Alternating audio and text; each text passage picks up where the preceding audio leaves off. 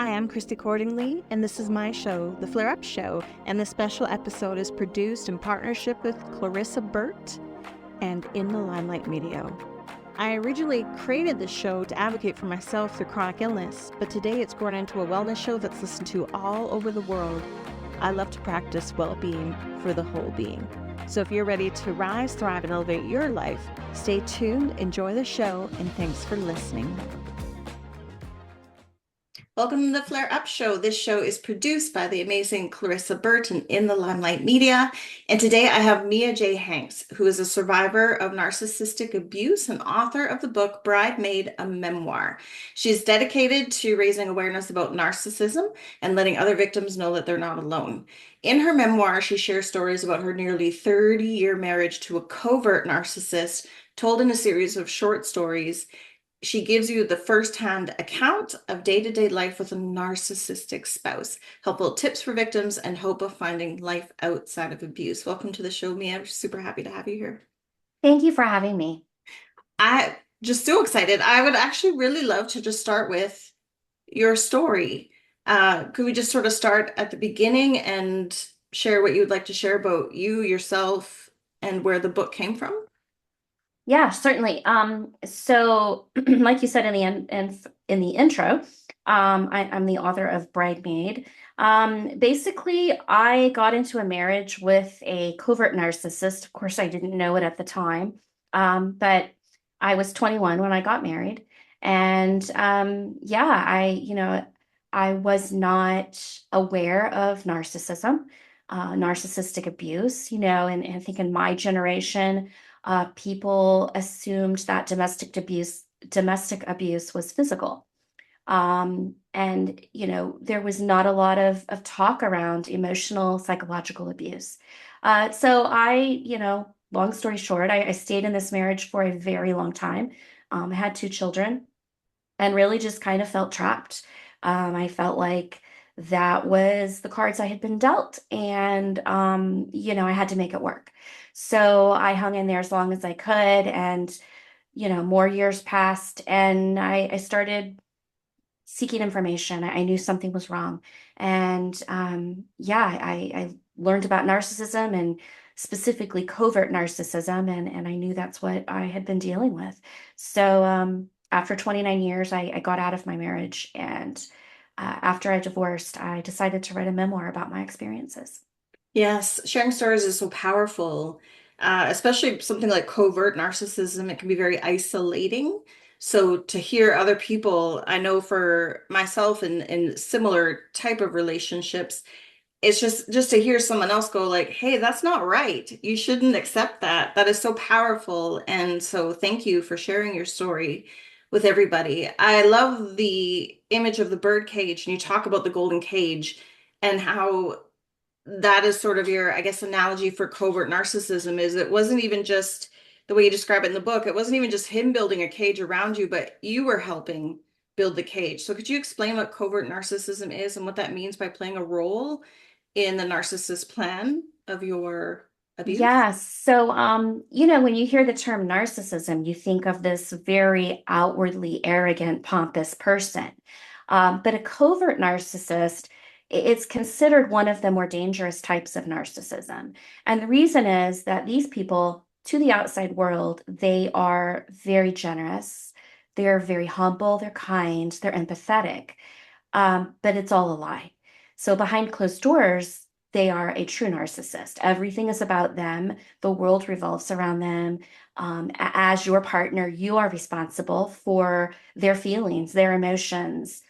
If anything goes wrong, it must be your fault. They can't take blame for anything. So it's a very difficult dynamic because everybody on the outside thinks you're married to the most perfect husband. This is the most perfect husband, the most perfect father. And who's going to believe you if you say, well, actually, they're abusive? In my world and people who knew us, mutual friends, nobody would have believed me. So yeah, covert narcissism it's dangerous and it's hard to identify. It's hard to find support once you do identify it, and it's hard to escape from. Mhm. Yes. Can you share what maybe some of the red flags were that you saw and that people can look for in a relationship? I would say the first red flag that I saw very early in my marriage was that lack of empathy. It just was so apparent in everyday life.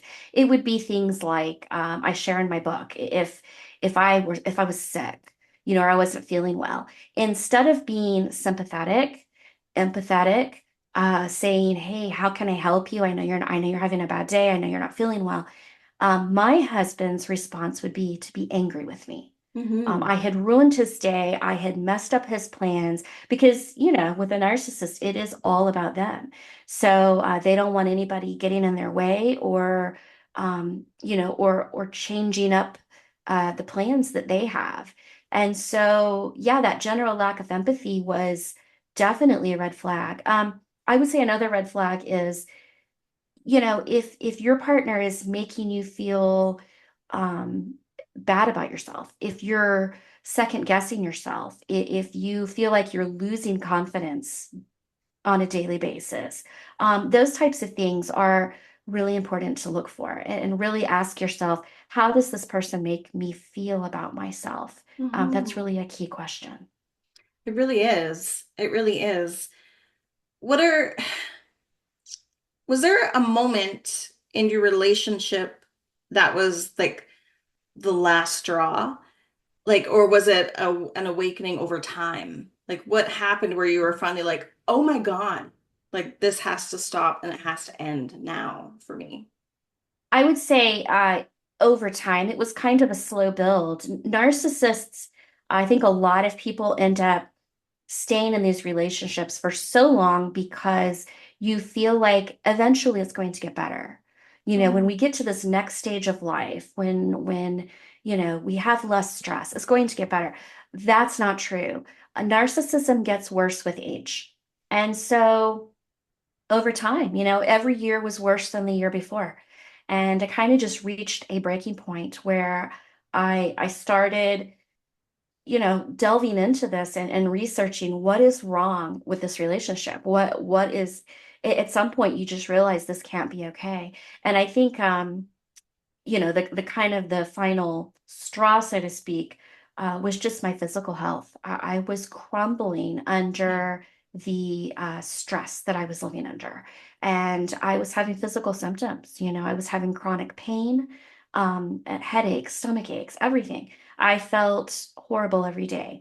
And it really became a matter of I need to figure out what's going on because my body cannot withstand this anymore. It is, it is so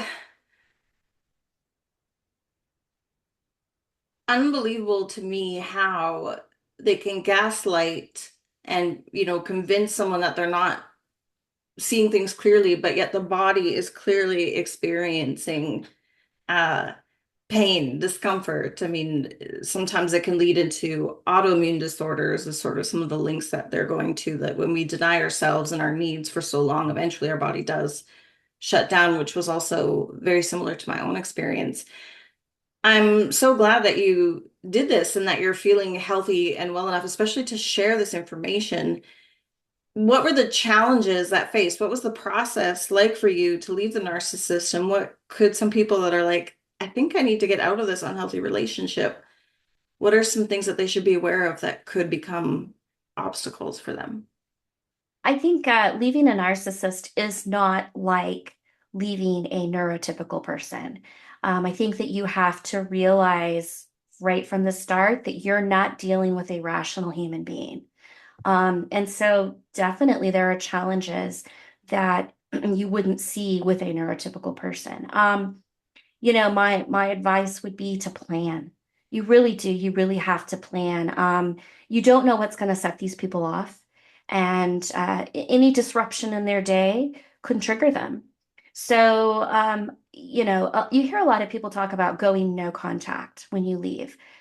In my experience, I didn't feel like that was a safe way to do it. Hmm. To me, that felt like it was going to trigger him, and I just didn't want to go that route. So I did not go no contact. I went low contact.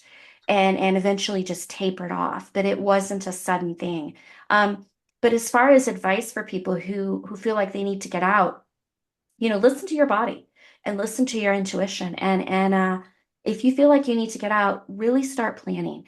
And the first step in planning, well, the first step is to build a support system, and identify a place to go.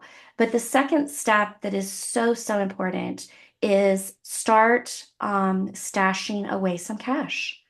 You're going to need money to leave. And in my situation, my ex-husband was guilty of financial abuse. When he realized that I was not coming back, draining the bank accounts and making it impossible for me to live. These are all tactics that the narcissist will use to get you to come back. If they can control you financially, they can control you physically. And so, yeah, a huge tip would be to start setting aside money because you definitely will need that in order to make a successful escape. Yes, definitely money or resources. Why why do people stay so long? Like 30 years is a long, long time. I was married for 11, which was long for me.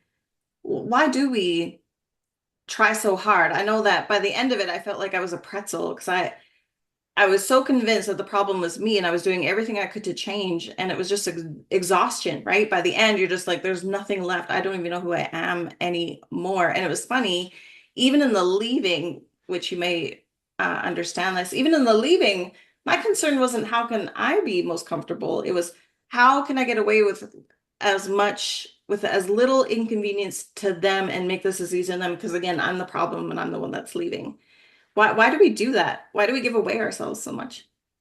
My experience is, I mean, exactly what you said. In that leaving process, my concern was for him. And I think we are so conditioned from such an early, for in my case, such an early age in this marriage to make your life about them. And so you do, over time, you give up yourself and he became my full-time job, and so I think we stay for a variety of reasons. Financial abuse is one thing. Generally, narcissists control the finances. And so if you can't access money, you can't leave. So financial abuse is big. I think another thing that people don't talk about, and it was the case this was in my situation, is the embarrassment factor. Um, for me, I don't know how everybody else feels, but it was embarrassing to admit that I had subjected myself to this abuse for so long. Mhm. And so I think a lot of people just, you want people to think you have it together. You want people to think that your life is great. And so you lie to yourself. And to avoid that embarrassment, I think a lot of people will stay for that reason. And then just, it seems too daunting to get out, you know? And so I think what we do is we normalize the abuse and we tell ourselves this is how everybody lives and this is how it is. And, and we kind of start gaslighting ourselves. So yeah, it's just leaving is not easy. People say, if you're in an abusive relationship, why don't you just leave? But it just doesn't work like that. There are so many layers of psychological trauma that have to be peeled away and have to be healed before we can even think about leaving a situation. Mhm. Would you be willing, because I was the same, I was a mom, although my children were probably younger when than you, but would you be able to share maybe the complexity of also being a co-parent with a covert narcissist? Yeah, my situation is different because when I left, my kids were both grown. They were both out of high school. Yes. And so, that made it easier for me. I didn't have to deal with custody, family court. Those things can be a nightmare with a narcissist. So, as far as co-parenting goes, I mean, I can't imagine being in a situation where I'm like sharing custody, and how that would work. it would be challenging for sure. Mhm. But the way that my situation works now with my kids both being grown is that I don't have to have any communication with my ex-husband. So, do we co-parent? I guess, in the sense that we're both parents, but we don't have to communicate. So that part, for me, I got lucky there. That was a little easier. It does get a little easier.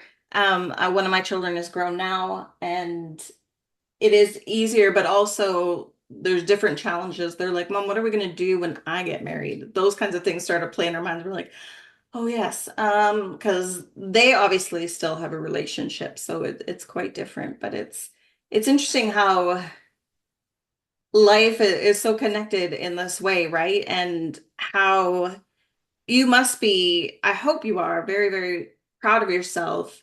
And it's almost a relief when you're in that situation, or when you're sort of potentially maybe have to interact, how it's less suffering for us or for you, and it's more like, wow, look how far I've come. That didn't even like get to a 2 on my Richter scale inside, right? Like like Yeah. it's this peaceful. It's like they don't have to change, but we change. And that's the beauty of sharing your story, because it inspires other people to put themselves first, and the right partner will want you to put yourself first, just as you would want them to put themselves first, and then make a partnership out of that, right? Yeah, I think it's still really hard though, as far as like interaction, and I have had minimal interaction with my ex-husband since the divorce. The thing about narcissism is they kind of don't ever stop. No. The abuse you can expect will continue in some form or another, even after you're divorced. I was speaking with a woman the other day who said she's been out of her marriage for 11 years, and her ex-husband is still finding ways to try to make her life difficult. So yeah, I mean, I think it kind of doesn't ever end, but like you say, we change and we grow and we heal, so that those things they do perhaps don't trigger us like they used to. And Yeah. that's kind of the goal. I don't think they ever stop, but maybe we change the way we react to that. Yes. There's a really brilliant teacher that I've had on the show before, Andy Hahn, and he always says healing is the ability to handle what we could not previously handle. So that's sort of where I think that when they make their attempt and you're not as triggered as before, I'm like, okay, there's progress there. There's definitely healing there, which is beautiful. Yeah. Yeah, definitely. I can see that in myself as well. I had zero resilience toward the end of my marriage. Every little thing, I would just fall apart. So I definitely feel stronger and more resilient now. So yeah, definitely a sign of healing. So tell us a little bit about what your life is like now. What are you celebrating? How is your health now? What is the process of your healing journey? I would say after probably 2 weeks of being out of that house, my body I felt like a new person. It was almost instant, it was Yeah. crazy how quickly I recovered. And that, was just a testament to the fact that he was, the lifestyle that he was putting me through was making me sick. Um, yeah, today I just crave the things I crave today are not the things that I, would have thought I would want 50 years ago. I Today I just crave simplicity, Hmm. and peace, no conflict. And yeah, the things that I want now are so different. Just time with my family. I live a very simple life now, and Hmm. it's quiet. And all those things that I longed for in that marriage, I wanted simplicity. That's what I wanted so, so badly. I felt like my life was so complicated. And it was. So yeah, today, quiet, simple, easy, and I feel good. That's amazing. Congratulations. I'm so proud of you Thank and you. your book. And what has the response been like for your book now that it's out in the world? What have you seen? Yeah, I've gotten really good feedback. I really hope that it lands in the right hands of, people who need it, people who need to hear that firsthand account. When I left my husband, I was on a mission to find out everything I could about narcissism. I wanted to learn everything I could. And everything I found was written by either a therapist or a psychologist. I just couldn't find that firsthand account that I was looking for. And so that's sort of how the book came to be. I wanted to put an insider point of view out there. So I do hope that other victims can find their way to this book, and I hope it gives them a voice, and it makes them feel like their feelings are valid, and maybe makes them realize, hey, this is not right, and I need to get out of this relationship. Amazing. And where can people find your book and you? So I have a website, miajhanks.com, and there's a link on my website to purchase the book through Amazon. But it's available everywhere online books are sold. Amazon, Walmart, Target, Barnes and Noble, and it's available in paperback and ebook format. Wonderful. And before we wrap up for today, are there any last words of wisdom or encouragement that you would like to share? Yeah, I would like to tell other people out there who are listening who, feel like they are stuck in one of these relationships that they can't get out.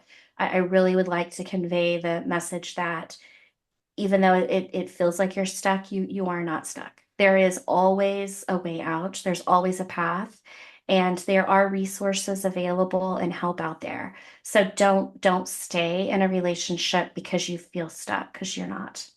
Oh, amazing. Thank you so much, Mia, for sharing everything. We really appreciate having you on the show.